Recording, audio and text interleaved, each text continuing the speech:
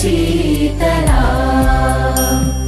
सस्यश्यामला मातरं वन्दे मातरं शुभ्रज्योत्स्ना पुलकितयामिनी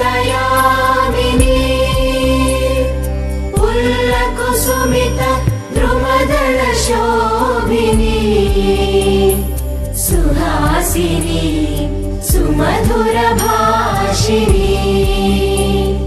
सुखदां वरदां मातरं वन्दे मातरं वन्दे मातरं।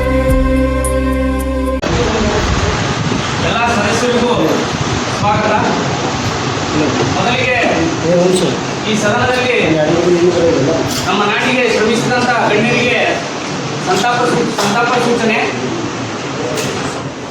ಸೂಚನೆ ಮಾನ್ಯ ಮುಖ್ಯಮಂತ್ರಿಗಳು ಕನ್ನಡ ಭಾಷಾ ನಿರೂಪಕಿ ಅಪಹರಣ ಕುರಿತು ಸಂತಾಪ ಸೂಚಿಸಲು ಈ ಸದನ ಅನುಮತಿಸಿದೆ. ಸಭಾಪತಿಗಳೇ, ಮೊದಲಿಗೆ ನಮಗೆ ಅವಕಾಶ ನೀಡಿದ್ದಕ್ಕೆ ಧನ್ಯವಾದಗಳು ತಮಗೆ. ನಮ್ಮ ನಾಡಿನ ಹೆಮ್ಮೆಯ ಸೇವಕಿ ಅಂದರೆ ಒಂದು ಕಿರುತೆರೆಗೆ ಆಗಲಿ ಚಿತ್ರರಂಗಕ್ಕೆ ಆಗಲಿ ಹಾಗೂ ನಿರೂಪಕ ವರ್ಗಕ್ಕೆ ಅತಿ ಉನ್ನತವಾಗಿರ್ತಕ್ಕಂಥ ಸೇವೆಯನ್ನು ಸಲ್ಲಿಸಿ ಇಹಲೋಕವನ್ನು ತ್ಯಜಿಸಿರ್ತಕ್ಕಂತಹ ಮಾನ್ಯ ಅಪರ್ಣ ಅವರು ನಿನ್ನೆ ನಮ್ಮನ್ನೆಲ್ಲ ಬಿಟ್ಟು ಇಹಲೋಕವನ್ನು ತ್ಯಜಿಸಿದ್ದಾರೆ. ಆದ್ದರಿಂದ ಅವರ ಒಂದು ಕನ್ನಡ ಸೇವೆ ಹಾಗೂ ನಿರರ್ಗಳವಾಗಿ ಅವರು ಕನ್ನಡ ಭಾಷೆಯಲ್ಲಿ ಅತಿ ಹೆಚ್ಚು ನಿರೂಪಣೆಯನ್ನು ಮಾಡಿರ್ತಕ್ಕಂತಹ ನಿರೂಪಕಿಯಾಗಿದ್ದರು. ಆದ್ದರಿಂದ ಅವರಿಗೆ ನಮ್ಮ ನಾಡಿನ ಪರವಾಗಿ ಹಾಗೂ ನಮ್ಮ ಸಚಿವರ ಪರವಾಗಿ ಹಾಗೂ ನಮ್ಮೆಲ್ಲರ ಪರವಾಗಿ ಕನ್ನಡ ನಾಡಿನ ಪರವಾಗಿ ಅವರಿಗೆ ಒಂದು ಸಂತಾಪವನ್ನು ಸೂಚಿಸಬೇಕು ಅಂತೇಳಿ ವಿರೋಧ ಪಕ್ಷ ಹಾಗೂ ಆಡಳಿತ ಪಕ್ಷ ಹಾಗೂ ಎಲ್ಲರಿಗೂ ಕೂಡ ನಾನು ಬೇಡಿಕೊಳ್ತೇನೆ. ಇನ್ನೊಬ್ಬ ನಮ್ಮ ನಾಡಿನ ಸಂಸದರಾಗಿರ್ತಕ್ಕಂಥ ಶಾಸಕರಾಗಿರ್ತಕ್ಕಂಥ ರಾಜ ವೆಂಕಟಪ್ಪ ನಾಯಕ ಅವರು ಯಾದಗಿರಿ ಜಿಲ್ಲೆಯ ಸುರಪುರ ತಾಲೂಕಿನ ಒಬ್ಬರು ಶಾಸಕರಾಗಿದ್ದರು. ಅವರು ಕೂಡ ಹಲವಾರು ಬಾರಿ ನಮ್ಮ ನಾಡಿಗೆ ಶಾಸಕ ಸ್ಥಾನವನ್ನು ತುಂಬಿ ಅವರು ಹಲವಾರು ಯೋಜನೆಗಳನ್ನು ತಮ್ಮ ತಾಲೂಕಿನಲ್ಲಿ ಮಾಡಿ ಹೆಸರಾಂತರಾಗಿರ್ತಕ್ಕಂಥವ್ರು. ಅವರು ಕೂಡ ನಮ್ಮನ್ನು ಅಗಲಿ ನಮ್ಮ ನಾಡಿಗೆ ಭರಿಸಲಾಗಿರ್ತಕ್ಕಂತಹ ಒಂದು ನಷ್ಟವನ್ನು ಉಂಟಾಗಿದೆ. ಆದ್ದರಿಂದ ಅವ್ರಿಗೂ ಕೂಡ ಒಂದು ಸಂತಾಪವನ್ನು ಸೂಚಿಸಬೇಕು. ಆಡಳಿತ ಪಕ್ಷ ಹಾಗೂ ನಮ್ಮ ವಿರೋಧ ಪಕ್ಷ ಮತ್ತು ಆಡಳಿತ ಪಕ್ಷ ಎಲ್ಲರೂ ಕೂಡ ಈ ಒಂದು ಸಂತಾಪ ಕಾರ್ಯಕ್ರಮದಲ್ಲಿ ಪಾಲ್ಗೊಳ್ಬೇಕು. ಒಂದು ನಿಮಿಷ ಮೌನಾಚರಣೆ ಮಾಡೋದ್ರ ಮುಖಾಂತರ ಅವರ ಅಗಲಿಕೆಯನ್ನು ಸಂತಾಪದಲ್ಲಿ ಮುಖಾಂತರ ಸಲ್ಲಿಸಬೇಕು ಅಂತ ತಮ್ಮಲ್ಲಿ ವಿನಂತಿ ಮಾಡ್ಕೊಳ್ತೇನೆ ಸಭಾಧ್ಯಕ್ಷರೇ. ವಿರೋಧ ಪಕ್ಷದ ನಾಯಕರಲ್ಲಿ ಸಹ ಸಂತಾಪ ಸೂಚಿಸಿದರು. ಮಾನ್ಯ ಸಭಾಪತಿಗಳಿಗೆ ನನ್ನ ನಮಸ್ಕಾರಗಳು. ಈ ಒಂದು ಸಂದರ್ಭದಲ್ಲಿ ಡಾಕ್ಟರ್ ಬಿ ಆರ್ ಅಂಬೇಡ್ಕರ್ ಅವರು ಇದೊಂದು ಶ್ರೇಷ್ಠ ಸಂವಿಧಾನವನ್ನು ನಮಗೆ ನೀಡಿದರೆ ಈ ಒಂದು ಉದ್ದೇಶದಿಂದ ಎಲ್ಲ ಸಮುದಾಯಗಳಿಗೆ ಶಿಕ್ಷಣ ಮತ್ತು ಉದ್ಯೋಗ ಅಂಶಗಳು ಸಿಕ್ಕಿದ್ದೇವೆ ಮತ್ತು ಅಸಂಖ್ಯ ಜನರು ಇಂದಿಗೂ ಸಾಮಾಜಿಕವಾಗಿ, ಶೈಕ್ಷಣಿಕವಾಗಿ, ರಾಜಕೀಯವಾಗಿ ಬರಬೇಕಾದರೆ ಡಾಕ್ಟರ್ ಬಿ ಆರ್ ಅಂಬೇಡ್ಕರ್ ಅವರ ಸಂವಿಧಾನ ಕಾರಣ. ಹಾಗೂ ನಾನು ಕೂಡ ವಿರೋಧ ಪಕ್ಷದ ನಾಯಕನಾಗಿ ಈ ಸ್ಥಾನದಲ್ಲಿ ಕುಂತಿದ್ದೇನೆ ಅಂದರೆ ಡಾಕ್ಟರ್ ಬಿ ಆರ್ ಅಂಬೇಡ್ಕರ್ ಅವರ ಸಂವಿಧಾನ ಹಾಗೂ ಮೊದಲನೇದಾಗಿ ಎಲ್ಲ ನೂತನ ಶಾಸಕರಿಗೂ ಅಭಿನಂದನೆಗಳು ಮತ್ತು ಮುಖ್ಯಮಂತ್ರಿ ಎಲ್ಲರಿಗೂ ಅಭಿನಂದನೆಗಳು ಸಲ್ಲಿಸುತ್ತಾ ಈ ಒಂದು ಸಂದರ್ಭದಲ್ಲಿ ನಮಗೆ ದುಃಖದ ಸಂಗತಿ ಎಂದರೆ ನಮ್ಮ ಕರುನಾಡ ಕಂಡ ನಟಿ, ಖ್ಯಾತ ನಿರೂಪಕಿ ಅಪ್ಪಣ್ಣ ಅವರ ನಿಧನದ ಸುದ್ದಿ ತಿಳಿದು ಮನಸ್ಸಿಗೆ ಬಹಳ ನೋವುಂಟಾಗಿದೆ. ಸರ್ಕಾರಿ ಸಮಾರಂಭಗಳು ಸೇರಿದಂತೆ ಕನ್ನಡದ ಪ್ರಮುಖ ವಾಹಿನಿಗಳ ಕಾರ್ಯಕ್ರಮದಲ್ಲಿ ಕನ್ನಡ ಭಾಷೆಯಲ್ಲಿ ಅತ್ಯಂತ ಸೊಗಸು ನಿರೂಪಣೆ ಮಾಡುತ್ತಾ ನಾಡಿನ ಮನೆ ಮಾತಾಗಿದ್ದ ಬಹುಮುಖ ಪ್ರತಿಭೆ ಸಹೋದರಿಯರ ಒಂದು ಅಗಲಿಕೆಯನ್ನು ನೋವನ್ನು ಉಂಟು ಮಾಡಿದೆ. ಅವರಿಗೆ ದೇವರು ಅವರ ಕುಟುಂಬಕ್ಕೆ ಒಂದು ದುಃಖ ಭರಿಸುವಂಥ ಶಕ್ತಿ ನೀಡಲಿ ಎಂದು ಆ ಒಂದು ಸಹೋದರಿಗೆ ಆಶಿಸುತ್ತೇನೆ. ಜೊತೆಗೆ ಇನ್ನೊಬ್ಬರು ನನಗೆ ಆತ್ಮೀಯರಾಗಿರ್ತಕ್ಕಂತಹ ಸುರಪುರ ವಿಧಾನಸಭಾ ಕ್ಷೇತ್ರದ ಶಾಸಕರು ರಾಜ ವೆಂಕಟಪ್ಪ ನಾಯಕ್ ಅವರು 67 ವರ್ಷದಲ್ಲಿ ಒಂದು ಹೃದಯಾಘಾತ ಒಂದು ಕಾಯಿಲೆಯಿಂದಾಗಿ ಬಳಲಿ ಸಾವನ್ನಪ್ಪಿದ್ದಾರೆ. ಅವರು 1994, 2013, 23ರಂದು ಶಾಸಕರಾಗಿ ರಾಜಕೀಯವಾಗಿ ಮತ್ತು ಶೈಕ್ಷಣಿಕವಾಗಿ ಸಾಮಾಜಿಕವಾಗಿ ಕ್ಷೇತ್ರಕ್ಕೆ ಕೊಡುಗೆ ನೀಡಿದರು ಮತ್ತು ಕರ್ನಾಟಕ ಸರ್ಕಾರದಲ್ಲಿ ಅವರ ಒಂದು ಕೊಡುಗೆ ಕೂಡ ಅಗಣ್ಯವಾದ ಹೇಳುತ್ತಾ ಅವರಿಗೆ ವಿರೋಧ ಪಕ್ಷದ ನಾಯಕನಾಗಿ ಮತ್ತು ನನ್ನೆಲ್ಲ ಒಂದು ಶಾಸಕರ ಪರವಾಗಿ ಅವರಿಗೆ ಒಂದು ಸಂತಾಪ ಸೂಚಿಸುತ್ತೇನೆ. ಅವಕಾಶಕ್ಕಾಗಿ ಧನ್ಯವಾದ.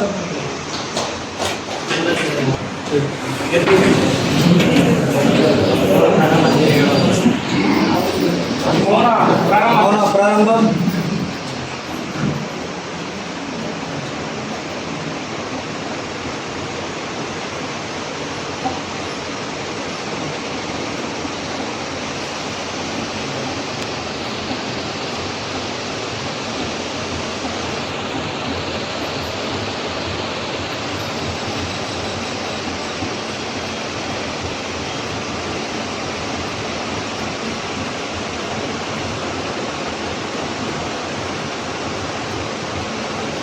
ಮೌನಾಚರಣೆ ಮುಕ್ತಾಯ. ಮಾಡಿಕೊಟ್ಟ ಸಭಾಪತಿಗಳಿಗೆ ನನ್ನ ನಮನಗಳು. ಈ ಒಂದು ಸಂದರ್ಭದಲ್ಲಿ ಎಲ್ಲ ನನ್ನ ಶಾಸಕರು ಮತ್ತು ಬಂಧು ಮಿತ್ರರಿಗೆ ಅಭಿನಂದನೆ ತಿಳಿಸುತ್ತಾ, ನಾವು ವಿರೋಧ ಪಕ್ಷದ ನಾಯಕನಾಗಿ ಒಂದು ಆಡಳಿತ ಪಕ್ಷದಲ್ಲಿರ್ತಕ್ಕಂಥ ಒಂದು ಸರ್ಕಾರಕ್ಕೆ ಪ್ರಸ್ತುತ ದಿನಮಾನಗಳಲ್ಲಿ ರೈತರು ಕೂಡ ಹೆಚ್ಚಿನ ರೀತಿಯಲ್ಲಿ ಒಂದು ಆತ್ಮಹತ್ಯೆಯನ್ನು ಮಾಡಿಕೊಳ್ಳುವ ಪ್ರಸಂಗಗಳು ಕಂಡುಬರುತ್ತಿದೆ. ರಾಜ್ಯದಲ್ಲಿ ರೈತರು ಉದ್ಧಾರವಾಗಬೇಕಾದರೆ ದೇಶದ ಒಂದು ಪ್ರಗತಿ ಇಲ್ಲಂದ್ರೆ ಸಾಧ್ಯವಿಲ್ಲ ಅನ್ನತಕ್ಕ ಮಾತನ್ನು ಹೇಳಿದರೆ ಗಾಂಧೀಜಿಯವರು. ಜೊತೆಗೆ ಕೋಟಿ ವಿದ್ಯೆಗಳಲ್ಲಿ ಮೇಟಿ ವಿದ್ಯೆ ಮೇಟು ವಿಟಿ ಹಮ್ ರಾಟಿ ಹೈ ನುಡಿದದ್ದೆಲ್ಲ ಜಗವೆಲ್ಲ ಕೊಡಕು ಕೆಡಕು ಅಂದರೆ ಸರ್ವಜ್ಞವರಿ ಮಾತಾಡಿ ರೈತರ ಇಲ್ಲದಿದ್ದರೆ ಈ ಒಂದು ಜಗತ್ತು ಕೂಡ ಏನಾಗುವುದಿಲ್ಲ. ಹಾಗಾಗಿ ಈ ಒಂದು ರಾಜ್ಯದ ಒಂದು ದೇಶದ ಬೆನ್ನೆಲುಬು ರೈತರಿಗೆ ಅವರಿಗೆ ಒಂದು ಯಾವುದೇ ರೀತಿಯ ಒಂದು ಸುಭದ್ರವಾದ ಒಂದು ಏನು ಅವರಿಗೆ ಸೌಲಭ್ಯಗಳು ಇಲ್ಲದೆ ಕಾರಣದಿಂದಾಗಿ ಹೆಚ್ಚಿನ ಪ್ರಮಾಣದಲ್ಲಿ ಆತ್ಮಹತ್ಯೆಗೆ ಶರಣಾಗುತ್ತದೆ. ಆದರೆ ಸರ್ಕಾರವು ಕೂಡ ತಮಗೆ ಗೊತ್ತಿದ್ದರೂ ಕೂಡ ಗೊತ್ತಿಲ್ಲದಂತೆ ಮೂಕ ವಿಸ್ಮರ ಆಗಿ ಒಂದು ಆಡಳಿತವನ್ನು ನಡೆಸಿದ್ರೆ ಒಂದು ದುರ್ದೈವ ಸಂಗತಿಯಾಗಿ ಮಾತನ್ನು ಹೇಳ್ತಾರೆ ಬಂಧುಗಳೇ. ಹಾಗೂ ಇನ್ನೊಂದು ಸಂದರ್ಭ ಎಂದರೆ ರೈತರು ಒಂದು ಆರ್ಥಿಕ ಸಂಕಷ್ಟಕ್ಕೆ ಸಿಲುಕಿ ಸಾಲವನ್ನು ಬಾರದೆ ಒಂದು ಕೈಲಾವನ್ನು ಸೇರುತ್ತಿದ್ದಾರೆ. ಹಾಗಾಗಿ ಜಗತ್ತಿನಲ್ಲಿ ಕೂಡ ಒಂದು ಪ್ರತಿ ಸೆಕೆಂಡ್ಗೆ ಹಾಗಾಗಿ ಮೊದಲನೇ ಪ್ರಶ್ನೆ, ದೇಶದ ಹಾಗೂ ನಮ್ಮ ಕರ್ನಾಟಕ ರಾಜ್ಯದಲ್ಲಿ ರೈತರು ಹೆಚ್ಚಿನ ಪ್ರಮಾಣದಲ್ಲಿ ಆತ್ಮಹತ್ಯೆ ಮಾಡಿಕೊಳ್ಳುತ್ತಿದ್ದಾರೆ. ಹಾಗಾಗಿ ಮಾನ್ಯ ಕೃಷಿ ಸಚಿವರು ಹಾಗೂ ಮಾನ್ಯ ಮುಖ್ಯಮಂತ್ರಿಗಳು ಈ ಒಂದು ಪ್ರಶ್ನೆಗೆ ಉತ್ತರವನ್ನು ನೀಡಬೇಕು.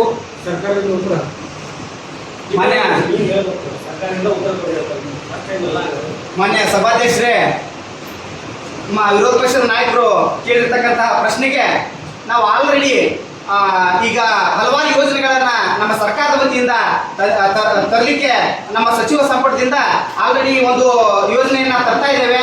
ನಮ್ಮ ಕೃಷಿ ಸಚಿವರಾಗಿರ್ತಕ್ಕಂತಹ ಬಸವರಾಜ ಗುಡ್ಡಾನೂರವರು ಕೂಡ ಈ ಕುರಿತು ನಾವು ಆಲ್ರೆಡಿ ಹಲವಾರು ಬಾರಿ ವಿಚಾರಗಳನ್ನ ಮಂಡಿಸಿದ್ದೇವೆ. ಹಾಗೂ ಈಗ ನಮ್ಮ ಕೃಷಿ ಸಂಬಂಧಪಟ್ಟಿರ್ತಕ್ಕಂಥ ಯೋಜನೆಗಳಂತಂದ್ರೆ ನೀರಾವರಿ ಯೋಜನೆ ಮತ್ತು ತುಂತುರು ನೀರಾವರಿ ಮತ್ತು ಹನಿ ನೀರಾವರಿ ಯೋಜನೆಯನ್ನ ನಾವು ಹಲವಾರು ಬಾರಿ ಆಲ್ರೆಡಿ ತರ್ತಾ ಇದ್ದೇವೆ. ಅದ್ರ ಬಗ್ಗೆ ನಮ್ಮ ಸಚಿವರಾಗಿರ್ತಕ್ಕಂಥ ಬಸವರಾಜ ಗುಡ್ಲಾನೂರ್ ಅವರು ನಿಮಗೆ ಸಂಪೂರ್ಣವಾಗಿರ್ತಕ್ಕಂಥ ವಿವರಗಳನ್ನು ನೀಡುತ್ತಾರೆ. ಸಭಾಧ್ಯಕ್ಷರೇ, ಅವಕಾಶ ಮಾಡಿಕೊಡ್ಬೇಕು.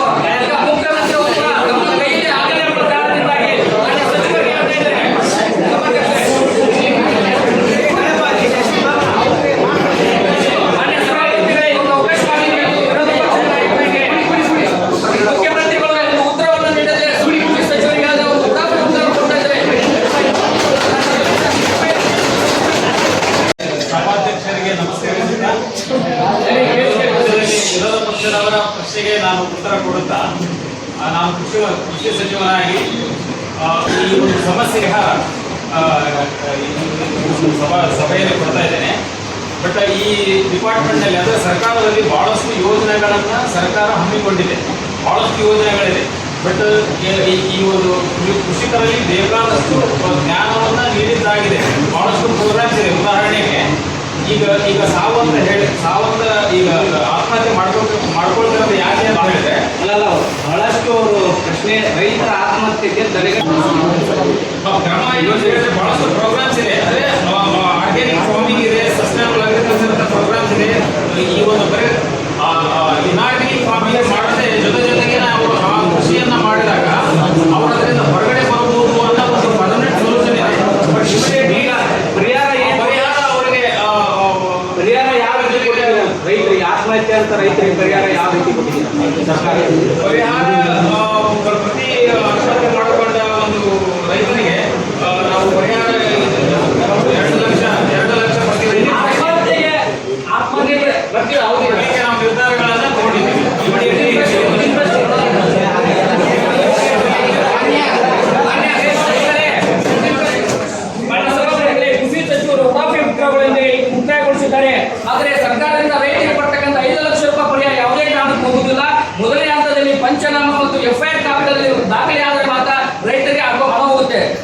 ಸರ್ಕಾರವು ಕೂಡ ಹೀಗಾಗಿ ಕರ್ನಾಟಕದಲ್ಲಿ 1,182 ರೈತರು ಕರ್ನಾಟಕದಲ್ಲಿ ಆತ್ಮಹತ್ಯೆ ಮಾಡಿಕೊಂಡಿದ್ದಾರೆ. ಬೆಳಗಾವಿಯಲ್ಲಿ 121, ಹಾವೇರಿಯಲ್ಲಿ 120, ಧಾರವಾಡದಲ್ಲಿ 100ಕ್ಕೂ ಹೆಚ್ಚು ರೈತರು ಆತ್ಮಹತ್ಯೆಯನ್ನು ಮಾಡಿಕೊಂಡಿದ್ದಾರೆ. ಈ ಸರ್ಕಾರ ಏನ್ ಮಾಡ್ತಾ ಇದ್ದಾರೆ? ಹಾಗಾಗಿ ಇದು ಹೇಳಿ ಸರ್ಕಾರವ ಎಂಬ ಪ್ರಶ್ನೆ ಉಂಟಾಗ್ತದೆ. ಎಲ್ಲ ಯೋಜನೆಗಳನ್ನು ಜಾರಿಗೆ ತಂದರೆ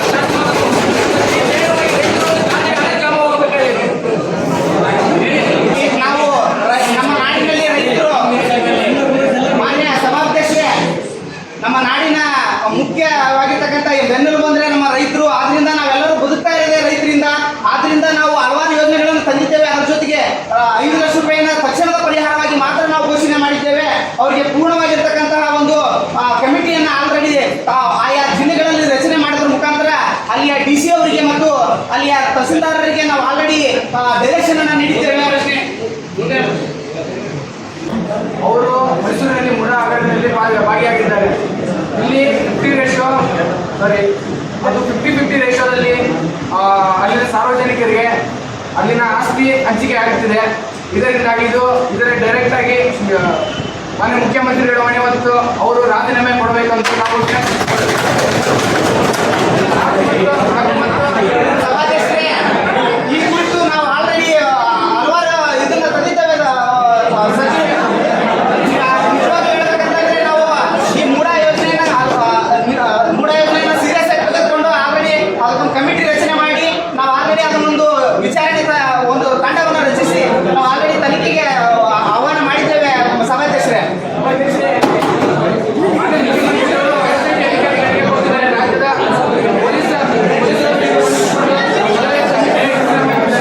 ಆದ್ದರಿಂದಾಗಿ ರಾಜ್ಯ ಸರ್ಕಾರದಲ್ಲಿ ಇರುವಂತಹ ಸೇವಾಧಿಕಾರಿಗಳಿಗೆ ನಮಗೆ ನಂಬಿಕೆಯಲ್ಲಿ ಆಗಿದ್ದರಿಂದ ಸಿಬಿಐಗೆ ವಾಪಸಬೇಕಂತ ನಾವು ಕೇಳ್ತಿದ್ದೇವೆ. ನೀವು ಇದನ್ನ ಸಿಬಿಐಗೆ ವಾಪಸಬೇಕು. ಮಾನ್ಯ ಸಭಾಧ್ಯಕ್ಷರೇ, ನಮ್ಮ ನಾಡಿನ ಪೊಲೀಸರ ಬಗ್ಗೆ ಈ ಇಡೀ ದೇಶಕ್ಕೆ ಗೊತ್ತಿರ್ತಕ್ಕಂಥ ವಿಷಯ. ಆದ್ರಿಂದ ಇದನ್ನ CBIಗೆ ಒಪ್ಪಿಸೋದಕ್ಕಿಂತ ಮುಂಚಿತವಾಗಿ ನಮ್ಮ ಪೊಲೀಸ್ ತಂಡ ಅತಿ ಹೆಚ್ಚು ತನಿಖೆಗಳನ್ನು ಮಾಡಿ ಇದರಲ್ಲಿ ಪರಿಣಿತಿ ಹೊಂದಿದೆ. ಆದ್ರಿಂದ ನಮ್ಮ ನಾಡಿನ ಪೊಲೀಸ್ ತಂಡ ಇದನ್ನ ಪರಿಶೀಲನೆಯಾಗಿ ವಿಚಾರ ಮಾಡುತ್ತೆ. ನಂತರ ಇದು ಬಗೆಹರಿಲಿಲ್ಲ ಅಂತ ಅಂದ್ರೆ ನಂತರ ನಾವು ನೋಡೋಣ. ಇಲ್ಲಿ ನಮ್ಮ ನಾಡಿನ ಒಂದು ಪೊಲೀಸ್ ತಂಡಕ್ಕೆ ನಾವು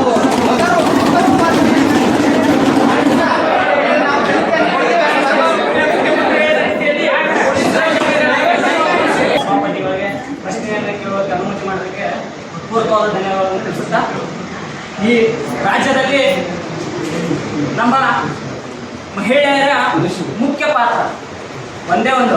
ಅವ್ರಿಗಾಗತಕ್ಕಂಥ ದೋಷಗಳನ್ನು ಕುರಿತು ಇಂದಿನ ಸರ್ಕಾರದಲ್ಲಿ ಯೋಜನೆಗಳು ಬಹಳಷ್ಟು ದುರ್ಬಲಗೊಳ್ಳುತ್ತವೆ ಅಂತ ಹೇಳಿ ಅವರಲ್ಲಿ ವಾಗ್ದಾನ ಮಾಡ್ತಾರೆ. ಇನ್ನೊಂದು ಮಹಿಳೆಯರಿಗಿರ್ತಕ್ಕಂಥ ಅನ್ಯಾಯ, ಒಂದು ಅನ್ಯಾಯದೊಳಗೆ ಅತ್ಯಾಚಾರ. ಇವಾಗಿನ ಸರ್ಕಾರ ಸತ್ತ ಮಹಿಳೆಗೆ ಅತ್ಯಾಚಾರ ಮಾಡಿದ್ರೆ ಯಾವುದೇ ಶಿಕ್ಷೆಯನ್ನು ನಿರೂಪಣೆ ಮಾಡಿದೆ. ನೇರವಾದ ಪ್ರಶ್ನೆ.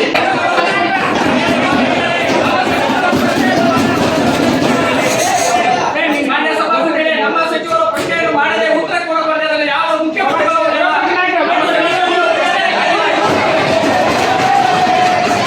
ಸಭಾಪತಿಯವರಿಗೆ ಅನುಮತಿ ಮಾಡೋದಕ್ಕೆ ಧನ್ಯವಾದಗಳು. ಮಹಿಳಾ ಸಬಲೀಕರಣ, ಇದರ ಮಹಿಳಾ ಸಬಲೀಕರಣ ಮಹಿಳೆಯರಿಗೆ ದೊರೆತಕ್ಕಂಥ ಯಾವುದೇ ಮೂಲ ಸೌಕರ್ಯಗಳು ದೊರೆತಾ ಇಲ್ಲ. ಮತ್ತೆ ಅವರ ಮೇಲೆ ಹತ್ಯಾರ, ಧೋರಣೆ, ಹಿಂಸಾಚಾರ ಇದೆಲ್ಲ ಮಹಿಳೆಯರ ಆತ್ಮಹತ್ಯೆ, ಇನ್ನೊಂದು ಧೋರಣೆಗಳು ಮಾಡ್ತಾರೆ. ಅದರಲ್ಲಿ ಮೊನ್ನೆ ಇತ್ತೀಚೆಗೆ ಹೊಸ ಸರ್ಕಾರದ ರೂಲ್ಸ್ ಪ್ರಕಾರ ಮಾನ್ಯ ಮುಖ್ಯಮಂತ್ರಿಗಳು ಅನುಮೋದನೆ ಮಾಡಿದ ಪ್ರಕಾರ ನಮ್ಮ ಕರ್ನಾಟಕ ರಾಜ್ಯದಲ್ಲಿ ನಡೀತಕ್ಕಂಥ ಭ್ರಷ್ಟಾಚಾರ, ಯಾವುದೇ ಸತ್ತ ಮೃತದ ಮೇಲೆ ಅತ್ಯಾಚಾರ ಮಾಡಿದ್ರೆ ಅದಕ್ಕೆ ಅಪರಾಧ ಇಲ್ಲ ಅಂತ ಹೇಳಿ ಪ್ರೂವ್ ಮಾಡಿದ್ದಾರೆ. ಆದ್ರೆ ಅತ್ಯಾಚಾರ ಆಗುವುದಿಲ್ಲವೇ?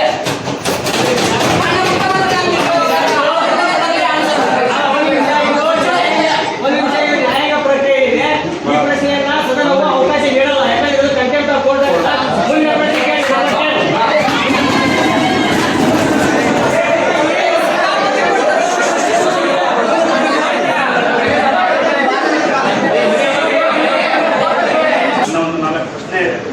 ಕೇವಲ ಒಂದು ಪ್ರಶ್ನೆ ಮಾತ್ರ ಅವಕಾಶ. ಒಂದು ಪ್ರಶ್ನೆ ಕೇಳಿ, ನೇರವಾಗಿ ಕೇಳಿ. ಈಗ ನಮಗೆಲ್ಲ ಗೊತ್ತಿರೋ ಹಾಗೆಯೇ NEP 2020 ಏನು ಸರ್ಕಾರ, ಕೇಂದ್ರ ಸರ್ಕಾರ ಅದನ್ನು ಎಲ್ಲ ರಾಜ್ಯಕ್ಕೂ ವಿಸ್ತರಿಸಿತ್ತು. ಅದು ಇಡೀ ದೇಶದಲ್ಲೇ ಮೊದಲನೇದಾಗಿ ಅದನ್ನು ಇಂಪ್ಲಿಮೆಂಟ್ ಮಾಡ್ಕೊಂಡಿರ್ತಕ್ಕಂಥ ರಾಜ್ಯ ಯಾವುದು? ಕರ್ನಾಟಕ ರಾಜ್ಯ. ಅಂಥ ಒಂದು ರಾಷ್ಟ್ರೀಯ ಹೊಸ ರಾಷ್ಟ್ರೀಯ ನೀತಿ ಏನಿದೆ, ನೂತನ ರಾಷ್ಟ್ರೀಯ ಶಿಕ್ಷಣ ನೀತಿಯನ್ನು ಅದನ್ನು ಇವಾಗ ರಾಜ್ಯ ಸರ್ಕಾರ ಅದನ್ನು ತೆಗೆದಾಗಿದೆ. ಇದರಿಂದಾಗಿ ವಿದ್ಯಾರ್ಥಿಗಳಿಗೆ ಮತ್ತು ರಾಜ್ಯ ಸರ್ಕಾರದ ಉದ್ದೇಶ ಏನಿತ್ತಪ್ಪ ಅಂತಂದ್ರೆ NEP ವಿಚಾರವಾಗಿದೆ ಅಂತಂದ್ರೆ ವಿದ್ಯಾರ್ಥಿಗಳು ಓದುವ ಜೊತೆ ಕೌಶಲ್ಯವನ್ನ ರೂಢಿ ಮಾಡಿಕೊಳ್ಳಿ ಏಕಾಏಕಿ ಅದನ್ನ ವಿದ್ಯಾರ್ಥಿಗಳ ಗಮನಕ್ಕೆ ತರದೇನೆ ದಿಢೀರನಾಗಿ ಅದನ್ನ ರದ್ದುಪಡಿಸೋದ್ರಿಂದ ಈ ಮುಂದಿನ ವಿದ್ಯಾರ್ಥಿಗಳು ಶೈಕ್ಷಣಿಕವಾಗಿ ಕುಂಠಿತರಾಗ್ತಾರೆ ಅಂತಕ್ಕಂಥದ್ದು ನನ್ನ ಪ್ರಶ್ನೆ. ಅದಕ್ಕೆ ಮಾನ್ಯ ಮುಖ್ಯಮಂತ್ರಿಗಳವರು ಶಿಕ್ಷಣ ಸಚಿವರು ಉತ್ತರ ಕೊಟ್ಟಿದ್ದೀರಾ? ಶಿಕ್ಷಣ ಸಚಿವರೇ, ಸಂಖ್ಯೆ 5 ಏನು ವಿರೋಧ ಪಕ್ಷದಲ್ಲಿ ಹೊರನಿತರಾಗಿರುವಂತಹ ಶಾಸಕರುಗಳು ಏನು ಪ್ರಶ್ನೆ ಕೇಳಿದರೆ ಆ ಒಂದು ಪ್ರಶ್ನೆ ನಮ್ಮ ಒಂದು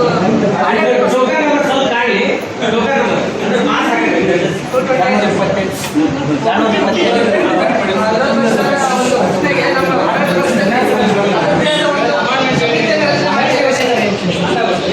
ಅದರಂತೆ ಆದ ಒಂದು ಸಮಿತಿಯನ್ನು ರಚನೆ ಮಾಡಿದ್ದೇವೆ. ಅದಕ್ಕೆ ಶಿಫಾರಸು ಎಲ್ಲ ವಿಚಾರಗಳ ಸಂಶೋಧನೆ ವಿದ್ಯಾರ್ಥಿಗಳಿಗೆ ಯಾವ ರೀತಿ ಒಂದು ಒಂದು ಶಿಕ್ಷಣವನ್ನು ಕೊಟ್ಟರೆ ಏನೇನು ಮತ್ತು ಯಾವ ವರ್ಷದಲ್ಲಿ ಕೊಡಬೇಕು ಅನ್ನೋದನ್ನ ಕೇಂದ್ರ ಸರ್ಕಾರದ ಆಲೋಚನೆಗೆ ಸಮಿತಿಯನ್ನು ನಾವು ಕೊಡ್ತೇವೆ ಅಂತ ಒಂದು ಬರೀ 1 ವರ್ಷ ಆಗಿದೆ. ಈಗಾಗಲೇ ಸಾವಿರಾರು ಲಕ್ಷಾಂತರ ವಿದ್ಯಾರ್ಥಿಗಳು ಅಳವಡಿಕೆ ಆಗಿದೆ. 4 ವರ್ಷದ ಏನು ಪದವಿ ಇದೆ ಪದವಿಯನ್ನು ಮುಂದುವರಿಸ್ತಾ ಇದ್ದಾರೆ. ಇವಾಗ ಅದು ಅರ್ಧಕ್ಕೆ ಡಿಸ್ಕಂಟಿನ್ಯೂ ಆದರೆ ಮುಂದಿನ ವಿದ್ಯಾರ್ಥಿಗಳ ಭವಿಷ್ಯ ಏನಾಗುತ್ತೆ ಅನ್ನೋದ್ರ ಬಗ್ಗೆ ಪ್ರಶ್ನೆ ರಾಜ್ಯ ಸರ್ಕಾರ ಮಾಡಬೇಕಾಗುತ್ತೆ. ಮಾನ್ಯ ಸಭಾಧ್ಯಕ್ಷರೇ, ಈ ವಿಷಯದ ಕುರಿತಾಗಿ ನಮ್ಮ ಶಿಕ್ಷಣ ಸಚಿವರೊಂದಿಗೆ ನಾವು ಆಲ್ರೆಡಿ ಮಾತಾಡಿದ್ದೇವೆ. ನಂತರ ನಮ್ಮ ಕರ್ನಾಟಕದ ಒಂದು ಶಿಕ್ಷಣ ರೀತಿಯನ್ನು ಕೂಡ ನಾವು ಅತಿ ಉನ್ನತವಾಗಿ ಅಂದರೆ ರಾಷ್ಟ್ರೀಯ ಮಟ್ಟದ ಶಿಕ್ಷಣ ರೀತಿಯಾಗಿ ನಾವು ಉನ್ನತ ಮಟ್ಟವಾಗಿ ತೆಗೆದುಕೊಂಡು ಹೋಗ್ತಾ ಇದ್ದೇವೆ. ಹಾಗಾಗಿ NEPಯನ್ನು ನಮ್ಮ ರಾಜ್ಯದಲ್ಲಿ ಯಾಕೆ ಅಳವಡಿಸಿಕೊಂಡಿಲ್ಲ ಅಂತಂದರೆ ನಾವು ನಮ್ಮ ರಾಜ್ಯದ ಒಂದು ಮಾದರಿ ಒಂದು ಶಿಕ್ಷಣ ನೀತಿಯನ್ನ ಇಡೀ ದೇಶಕ್ಕೆ ನಾವು ಮಾದರಿಯನ್ನಾಗಿ ಮಾಡಲಿಕ್ಕೆ ಹೊಂಟಿದ್ದೇವೆ. ಆದ್ದರಿಂದ ನಾವು ರಾಷ್ಟ್ರೀಯ ಶಿಕ್ಷಣ ನೀತಿಯನ್ನ ವಿರೋಧ ಮಾಡಿ ಈಗಿರ್ತಕ್ಕಂತಹ ವಿದ್ಯಾರ್ಥಿಗಳಿಗೆ ಈಗ ಮುಂದುವರೆತಕ್ಕಂಥ ವಿದ್ಯಾರ್ಥಿಗಳಿಗೆ ಆಲ್ರೆಡಿ ನಾವು ಮಾತಾಡಿದ್ದೇವೆ. ಶಿಕ್ಷಣ ಸಚಿವರೊಂದಿಗೆ ಮಾತನಾಡಿ ಅದನ್ನ ಒಂದು ಹಂತಕ್ಕೆ ತಂದು ನಮ್ಮ ರಾಷ್ಟ್ರೀಯ ಶಿಕ್ಷಣ ನೀತಿಯಾಗಿ ನಮ್ಮ ಶಿಕ್ಷಣ ನೀತಿಯನ್ನು ಕೂಡ ಅಳವಡಿಸಿಕೊಂಡು ಅವ್ರಿಗೆ ಯಾವುದೇ ರೀತಿಯಾಗಿರ್ತಕ್ಕಂಥ ಅನ್ಯಾಯವನ್ನು ಆಗಲಿಕ್ಕೆ ನಮ್ಮ ಸರ್ಕಾರ ಬಿಡುವುದಿಲ್ಲ ಅಂತಕ್ಕಂಥದ್ದು.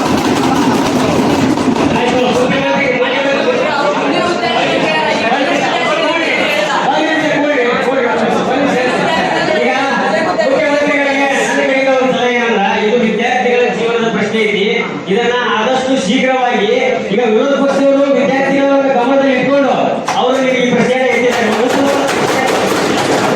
ಈಗ ನೀವು ಆಡಳಿತ ಪಕ್ಷದವರು ಇದನ್ನ ಡಿಲೇ ಮಾಡ್ತಾ ಹೋಗ್ಬೇಡ್ರಿ. ಆದಷ್ಟು ಬೇಗ ವಿದ್ಯಾರ್ಥಿಗಳಿಗೆ ಏನ್ ಅನುಕೂಲ ಬೇಕೋ ಅದನ್ನ ಮಾಡಿಕೊಡ್ರಿ. ಮುಂದಿನ ಪ್ರಶ್ನೆ. ಈಗ ಆ ಪ್ರಶ್ನೆ ಮುಗಿದ್ರಿ, ಆ ಪ್ರಶ್ನೆ ಮುಗಿದು ಅದು ಉತ್ತರ ಸಿಗ್ತದೆ. ಮುಂದಿನ ಪ್ರಶ್ನೆ ಈಗ ಲೈನ್ ಬರುತ್ತೆ ಕೇಳಿ ಮೇಡಮ್. ನಂಬರ್ 59 ಕೇಳಿ. ಮಹಿಳಾ ಮತ್ತು ಮಕ್ಕಳ ಕಲ್ಯಾಣ ಇಲಾಖೆಯಲ್ಲಿ ಪ್ರತ್ಯೇಕ ವಂಚಿತರಾಗಿದ್ದಾರೆ. ಅದಕ್ಕೆ ಸರಿಯಾದ ಈಗ ಅವ್ರ ಕ್ವಶನ್ ಆಗ್ತಾ ಇದ್ದಾರೆ. ಈಗ ಮಹಿಳಾ ಮತ್ತು ಮಕ್ಕಳ ಕಲ್ಯಾಣದಲ್ಲಿ ಇಲಾಖೆಯಲ್ಲಿ ಸಾಕಷ್ಟು ಅಕ್ರಮಗಳು ನಡೆದವು. ಅದಕ್ಕೆ ಕ್ರಮ ತಗೊಂಡಿದ್ರಿ. ಸಮಾಜ ಕಲ್ಯಾಣ ಸಚಿವರು ಉತ್ತರ ಕೊಟ್ಟಿದ್ರು.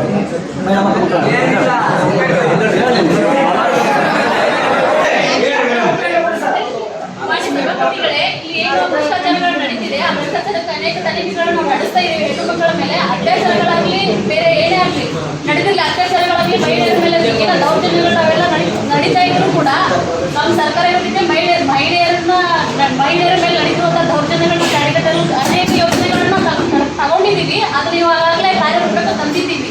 ಮತ್ತೆ ಅತ್ಯಾಚಾರಗಳು ಅನೇಕ ನಡೀತಿದ್ದೀವಿ ಅಂದ್ರೆ ಅದನ್ನ ನಾವು ನೋಡ್ತಾ ಬಿಡೋದಿಲ್ಲ. ಒಂದು ನಿಮಿಷ ನಾನು ಹೇಳ್ತೀನಿ ನಿಂದಿರಬೇಕಲ್ಲ, ನಾನು ಹೇಳ್ತೀನಿ.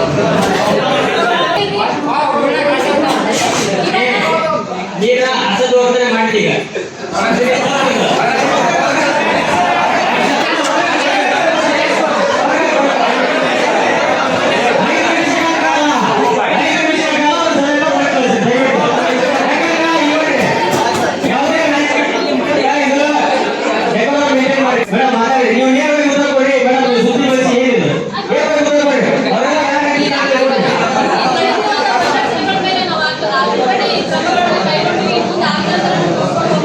ಆಮೇಲೆ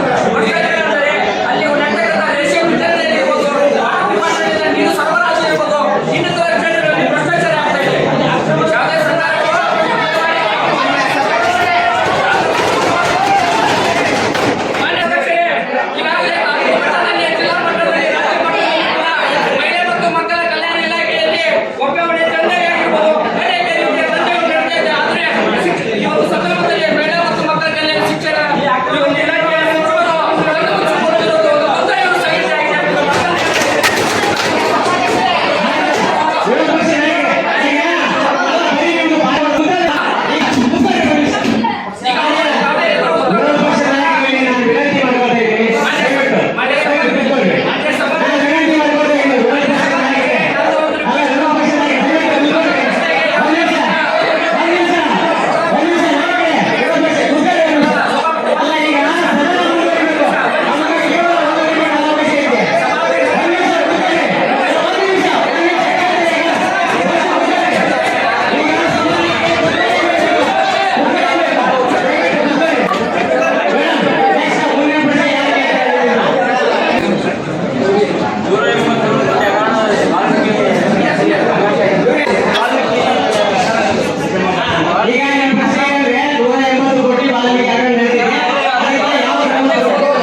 ಅಧ್ಯಕ್ಷತೆ ವಹಿಸಿದವರು ಯಾಕೆ ರಾಜೀನಾಮೆ ಕೊಟ್ಟಿಲ್ಲ?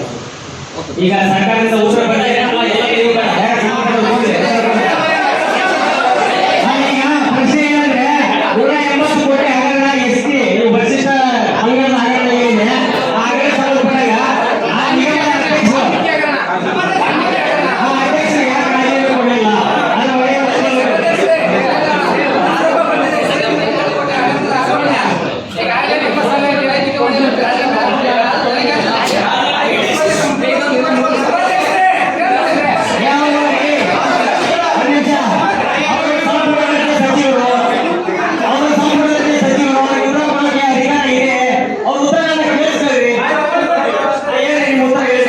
ಈಗಾಗಲೇ ನಮ್ಮ ಸಚಿವರು ರೈತ ನಿರ್ವಹಣೆ ಅಂತ ರಾಜೀನಾಮೆ ಕೊಟ್ಟಿದ್ದಾರೆ. ಆ ಒಂದು ಆರೋಪ ಏನ್ ಬಂದಿದೆ, ಸಿಬಿಐ ಇಡಿ ಅವರು ಕೇಂದ್ರ ಸರ್ಕಾರದಿಂದ ಬೇರೆ ಅಧಿಕಾರಿಗಳನ್ನು ಕರೆಸಿ ತನಿಖೆಯನ್ನು ಮಾಡ್ತಾ ಇದ್ದಾರೆ. ಇನ್ನೂ ಆರೋಪ ಯಾರ ಮೇಲೆ ಸಾಬೀತಾಗಿಲ್ಲ.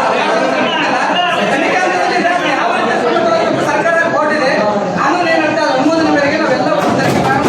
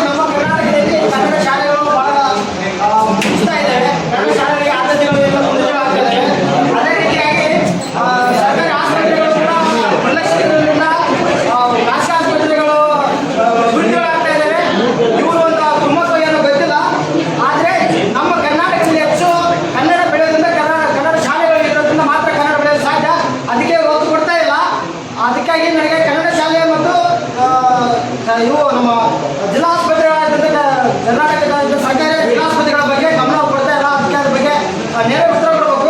ಮೊದಲನೇದಾಗಿ ಇನ್ನೊಂದು ಮನವಿ ಏನಂದ್ರೆ, ಅವ್ರು ಇಷ್ಟೊತ್ತವರೆಗೆ ನಾವು ಕೇಳಿದ ಪ್ರಶ್ನೆಗಳು ಯಾವುದು ನೇರ ಉತ್ತರ ಕೊಟ್ಟಿಲ್ಲ. ಅದು ಇದು ಹೇಳಿದ್ರೆ ನೇರವಾಗಿ ಉತ್ತರ ಕೊಡಲಿ. ಯಾಕಂದ್ರೆ ಪಾಪ ಮಸ್ತಾಗಿ ಕುಂತಿರಲ್ಲ, ಕಾಫಿ ಕೊಡ್ಬಿಡಲ್ಲ ಅವರು. ನೇರವಾಗಿ ಉತ್ತರ ಇರಬೇಕು. ನೇರ ಉತ್ತರ ರಾಜೀನಾಮೆ ಕೊಟ್ಟು ಮನೆಗೆ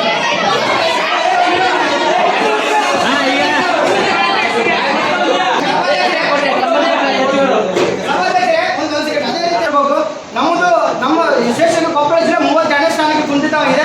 ಅದ್ರ ಬಗ್ಗೆ ಅವ್ರು ಗಮನ ಕೊಡಬೇಕು. ಮಾನ್ಯ ಸಭಾಪತಿಗಳೇ, ವಿರೋಧ ಪಕ್ಷದ ಸಚಿವರ ಸಮಸ್ಯೆಗಳನ್ನು ಮತ್ತು ಅವರ ಪ್ರಶ್ನೆಗಳಿಗೆ ಉತ್ತರ ನೀಡಲೇ ನಾವು ಇಲ್ಲಿ ಉಪಸ್ಥಿತರಾಗಿದ್ದೇವೆ.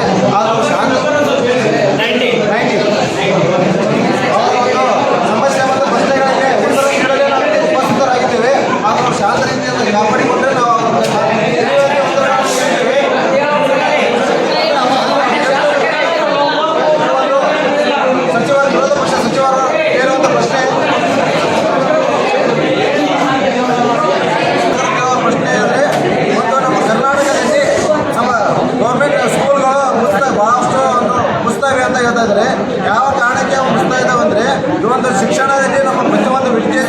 KG ಮತ್ತು LKGಯಿಂದಲೂ ಇಂಗ್ಲೀಷ್ ಮಾಧ್ಯಮ ಪ್ರಾರಂಭ ಆಗಿರೋದ್ರಿಂದ ಮತ್ತು ಎಲ್ಲ ಒಂದು ನಮ್ಮ ರೈತರಿಂದ ಹೇಳೋದು ಮಧ್ಯಮ ವರ್ಗ ಮತ್ತು ಉತ್ತಮ ವರ್ಗದ ಎಲ್ಲ ಒಂದು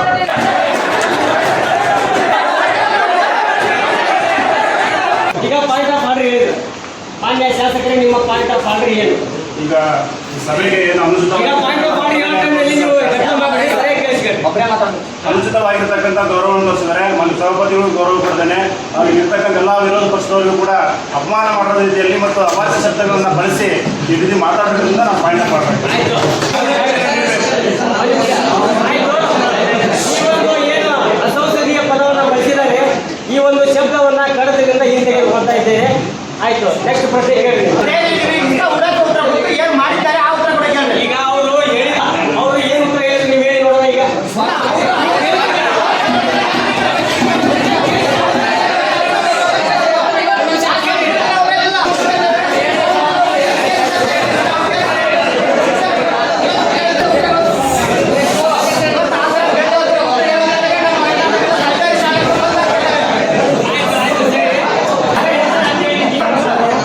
ನೇರವಾಗಿ ಶಿಕ್ಷಣ ಸಚಿವರು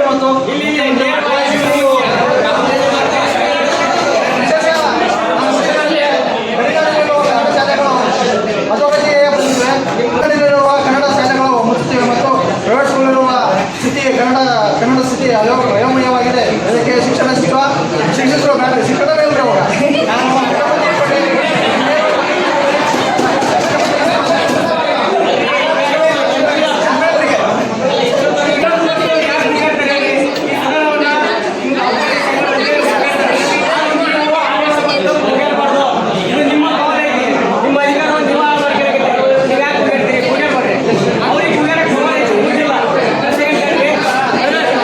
ಅವಾಗ ಸಮಗ್ರವಾದ ಪಟ್ಟಿಯನ್ನು ತಯಾರು ಮಾಡಿ ಅದು ಸೂತ್ರವಾದ ಉತ್ತರವನ್ನು ಕೊಟ್ಟಿದ್ದೀವಿ. ಮಾನ್ಯ ಸಭಾಧ್ಯಕ್ಷರೇ, ವಿರೋಧ ಪಕ್ಷದ ನಾಯಕರು ಹಾಗೂ ತಮ್ಮ ಸಲಹೆಯನ್ನು ನಾವು ಸಂಪೂರ್ಣವಾಗಿ ವಿರೋಧ ಪಕ್ಷದ ನಾಯಕರ ಸಲಹೆ ಹಾಗೂ ತಮ್ಮ ಸಲಹೆಯನ್ನು ಸಂಪೂರ್ಣವಾಗಿ ನಾವು ಆಲಿಸಿದ್ದೇವೆ.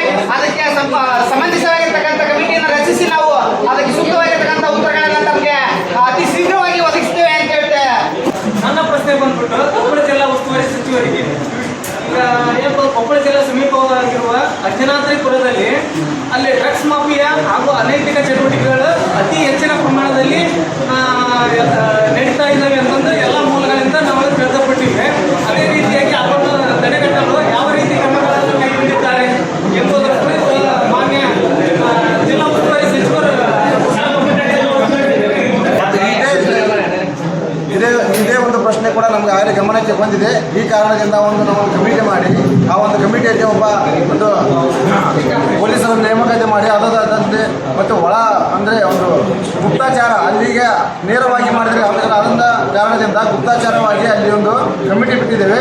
ಆ ಒಂದು ಇನ್ವೆಸ್ಟಿಗೇಷನ್ ನಡೀತಾ ಇದೆ ಮತ್ತು ಕೆಲವೊಂದು ಸುತ್ತಮುತ್ತಲಿಂದ ರೆಸ್ಟೋರೆಂಟ್ಗಳಲ್ಲಿ ಅತಿ ಹೆಚ್ಚಾಗಿ ನಡೆದ್ರಿಂದ ಸುತ್ತಮುತ್ತ ಎಲ್ಲ ರೆಸ್ಟೋರೆಂಟ್ಗಳನ್ನು ನಾವು ಈಗಾಗಲೇ ಬಂದ್ ಮಾಡಿಸಿದ್ದೇವೆ. ಈ ಒಂದು ಕಮಿಟಿ ನಡೆಸಿದ್ರಿಂದ ಅದರಿಂದ ಬಂದಂಥ ಮಾಹಿತಿ ಪ್ರಕಾರ ನಾವು ನಿಮಗೆ ಮಾಹಿತಿಯನ್ನು ನೀಡ್ತೇವೆ ಅಂತ ಇದರಿಂದ ಏನಾಗೈತೆ, ಸಮಾಜದ ಮೇಲೆ ಬಹಳ ಕೆಟ್ಟ ಪರಿಣಾಮ ಬೀಳಾಗೈತಿ. ಈ ಒಂದು ವಿಷಯವನ್ನು ತಗೊಂಡಿದ್ದು ಅವರು ಬಹಳ ಒಳ್ಳೆಯ ವಿಷಯ. ಅದು ಸಮರ್ಪಕವಾಗಿ ಅವರು ಸಹ ಚೆನ್ನಾಗಿ ಉತ್ತರ ಕೊಟ್ಟರು. ಏನಂದ್ರೆ ಅದು ಸಂಬಂಧಪಟ್ಟಾಗ ಅವರು ಪೊಲೀಸರನ್ನ ವಿಶೇಷ ಒಂದು ತನಿಖೆಯನ್ನು ಲೆಕ್ಕ ಮಾಡಿ ಪ್ರಶ್ನೆಗಳು ಈ ರೀತಿ ಇರಬೇಕು. ಸಮಾಜದ ಮೇಲೆ ಪ್ರಭಾವ ಬೀರ್ತಕ್ಕಂಥ ವಿಷಯದ ಮೇಲೆ ಪ್ರಶ್ನೆ ಇದೆ. ನನಗೆ ಈ ಪ್ರಶ್ನೆ ಹೇಳಲು ಅವಕಾಶ ಮಾಡಿಕೊಟ್ಟ ಎಲ್ಲರಿಗೂ ಧನ್ಯವಾದಗಳು. ನನ್ನ ಪ್ರಶ್ನೆ ಬಂದುಬಿಟ್ಟು ಕನ್ನಡದ ಅಭಿಮಾನದ ಬಗ್ಗೆ ಹೇಳಕ್ಕೆ ಇಷ್ಟಪಡ್ತೀನಿ. ನಾವು ಸ್ಕೂಲಿನ ಬಗ್ಗೆ ಹೇಳಿದ್ರು ನಮ್ಮ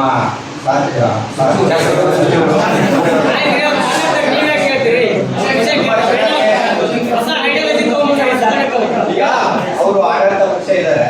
ಈಗ ನಾವು ಆಡಳಿತ ಪಕ್ಷಕ್ಕೆ ಬಂದಾಗ ಅವರು ಒಂಥರ ಕೇಳ್ತಾರೆ, ನಮ್ಮನ್ನ ಪ್ರಶ್ನೆ ಮಾಡ್ತಾರೆ, ನಾನು ಅವ್ರಿಗೆ ಪ್ರಶ್ನೆ ಮಾಡ್ತೀನಿ. ನಮ್ಮ ಕೆಲ ಅಂದ್ಬಿಟ್ಟು ಕನ್ನಡ ಸ್ಕೂಲ್ ಅಂತ ಹೇಳ್ತಾರೆ, ಕನ್ನಡ ಅಭಿಮಾನ ಅಂತ ಹೇಳ್ತಾರೆ. ಎಷ್ಟು ಸ್ಕೂಲು ಇಂಗ್ಲಿಷ್ ಮೀಡಿಯಂ ಓಪನ್ ಆಗ್ತಾ ಇದೆ, ಎಷ್ಟು ಕನ್ನಡ ಶಾಲೆ ಮುಗಿಸ್ತಾ ಇದೆ, ಅದ್ರ ಬಗ್ಗೆ ಅವರು ದೂರ ಅಂತ ಹೇಳ್ತಾ ಇದ್ದಾರೆ. ಇನ್ನೊಂದು ಕನ್ನಡ ಅಭಿಮಾನ ಪ್ರತಿಯೊಂದು ಈಗ ಸ್ವಲ್ಪ ಬೇಜಾರಾಗ್ತಾ ಇದೆ. ನಾವು ಕರ್ನಾಟಕದಲ್ಲಿದ್ದೀವಿ, ಕನ್ನಡ ಮಾತಾಡ್ತೀವಿ, ಅಲ್ಲಿ ಬೋರ್ಡ್ ಇಂಗ್ಲಿಷ್ ಎಲ್ಲ ಹಾಕಿದ್ದಾರೆ. ಅವರು ಆಡಳಿತ ಪಕ್ಷದವ್ರು ಏನು ಮಾಡ್ತಾರೆ,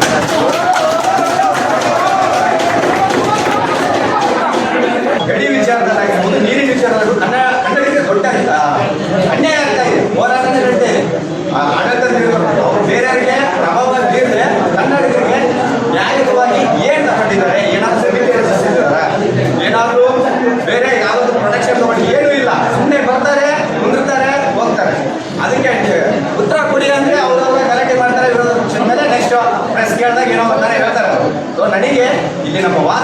ಇದರಲ್ಲಿ ನನಗೆ ನಮ್ಮ ಕನ್ನಡಿಗರಿಗೆ ಏನು ನ್ಯಾಯ ಸಿಗ್ತಾ ಇದೆ, ಕರ್ನಾಟಕ ಚಲನಚಿತ್ರದಲ್ಲೂ ಕೂಡ ಅನ್ಯಾಯ ಆಗ್ತಾ ಇದೆ. ಈಗ ಎಷ್ಟು ಭಾಷೆಗಳಲ್ಲಿ ಬೇರೆ ಭಾಷೆಗಳಲ್ಲಿ ರಿಲೀಸ್ ಆಗ್ತಾ ಇದೆ ಫಿಲ್ಮ್ಗಳು, ಸೊ ಕನ್ನಡದಲ್ಲಿ ಎಷ್ಟು ರಿಲೀಸ್ ಆಗ್ತಾ ಇದೆ, ಎಷ್ಟು ಟ್ಯಾಕ್ಸ್ ಕೊಡ್ತಾ ಇದ್ದಾರೆ ನನಗೆ ಅಷ್ಟೇ ಹೇಳ್ತೀನಿ. ನಮ್ಮ ತುಂಗಭದ್ರಾ ಇರ್ಬೋದು, ಅದು ಬೇರೆ ರಾಜ್ಯಕ್ಕೆ ಹೋಗ್ತಾ ಇದೆ, ಇರೋದು ನಮ್ಮಲ್ಲಿ. ಬಟ್ ನಾವು ಎಷ್ಟು ಪರ್ಸೆಂಟೇಜ್ ಬರ್ತಾ ಇದ್ದೀವಿ ನಾವು ತುಂಬ ಚೆನ್ನಾಗಿ ಗೊತ್ತು. ಇದಕ್ಕೆ ಸಂಪೂರ್ಣವಾಗಿ ನಮಗೆ ಕರ್ನಾಟಕದವ್ರಿಗೆ ಏನು ಮಾಡಿಕೊಡ್ತಾರೆ, ಕನ್ನಡದವ್ರಿಗೆ ಏನು ಅವ್ರ ಪಕ್ಷ ಏನು ಮಾಡಿಕೊಡುತ್ತಾರೆ ಅನ್ನೋದು ನಮ್ಮ ಪ್ರಶ್ನೆ. ಆ ಚಾಲನೆ ಉತ್ತರ ಕೊಡ್ಬೋದು. ಕ್ಯಾಬಿನೆಟ್ ಮೀಟಿಂಗ್ ಮಾಡಿದ್ರು. ಕ್ಯಾಬಿನೆಟ್ ಚರ್ಚೆಗೆ ನಮ್ಮ ಮುಖ್ಯಮಂತ್ರಿಗಳು ನನ್ನೂ ಕೂಡ ಆಹ್ವಾನಿಸಿದ್ರು. ನಾನು ಹೋಗಿದ್ದೆ. ಆ ಸಂದರ್ಭದಲ್ಲಿ ಅವರೊಂದು ಅಲ್ಲಪ್ಪ ನಿಮ್ಗೆ ಏನು ಬೇಕಪ್ಪ, ನಿನಗೆ ಉತ್ತರ ಬೇಕಾ ಬೇಡ ಏನು ಅಂತ ಹೇಳಿ. ಈಗ ಅವ್ರು ಏನಂದ್ರು ನಿನ್ನೆ, ಇಲ್ಲ ಸಭಾಪತಿಗಳೇ ಏನಾಗ್ಬಿಟ್ಟಿದೆ ಅಂದರೆ ಕನ್ನಡದ ಬಗ್ಗೆ ಭಾಳ ಒಂದು ಹಿನ್ನಡೆ ಆಗ್ತಾ ಇದೆ, ಕರ್ನಾಟಕದಲ್ಲಿ ಕನ್ನಡಿಗರಿಗೆ ಉಳಿಯೋದಕ್ಕೆ ಒಂದು ಹೊಸ ಕಾನೂನನ್ನು ಜಾರಿಗೆ ತರಬೇಕು ಅಂತ ಅವರೆಲ್ಲ ಭಾಳ ಚರ್ಚೆ ಮಾಡಿದ್ವಿ. ಅದಕ್ಕೆ ಸಂಬಂಧಪಟ್ಟಂಗೆ ನಮ್ಮ ವಿರೋಧ ಪಕ್ಷದ ನಾಯಕರು ಆ ಮೀಟಿಂಗ್ ಒಳಗಿದ್ರು. ಈ ಎಲ್ಲರೂ ಸೇರಿ ಒಂದು ಹೊಸ ನಿರ್ಧಾರ ಮಾಡಿದ್ವಿ. ಈಗ ಇವತ್ತು ಮಧ್ಯಾಹ್ನ ಕನ್ನಡದ ಸಮಗ್ರ ಅಭಿವೃದ್ಧಿ ವಿಧೇಯಕ ಅಂತೇಳಿ ಒಂದು ವಿಧೇಯಕವನ್ನು ವಿರೋಧ ಪಕ್ಷದವರು, ಆಡಳಿತ ಪಕ್ಷದವರು ಎಲ್ಲರ ಸಲಹೆಯನ್ನು ತಗೊಂಡು ಆ ವಿಧೇಯಕವನ್ನು ಅವರು ರಚನೆ ಮಾಡಿದ್ದಾರೆ. ನೀವು ಹೇಳಿದ್ರಲ್ಲ, ಆ ವಿಧೇಯಕದ ಮಂಡನೆಗೆ ಅವಕಾಶ ಕೊಡ್ರಿ ಮತ್ತು ಆ ವಿಧೇಯಕದಲ್ಲಿ ಏನಾದರೂ ಸಲಹೆ ಸೂಚನೆಗಳಿದ್ರೆ ನೀವು ಕೊಡ್ರಿ. ಈ ವಿಷಯದ ಕುರಿತು ಮಧ್ಯಾಹ್ನ ಮಾತಾಡೋಣ. ಮುಂದಿನ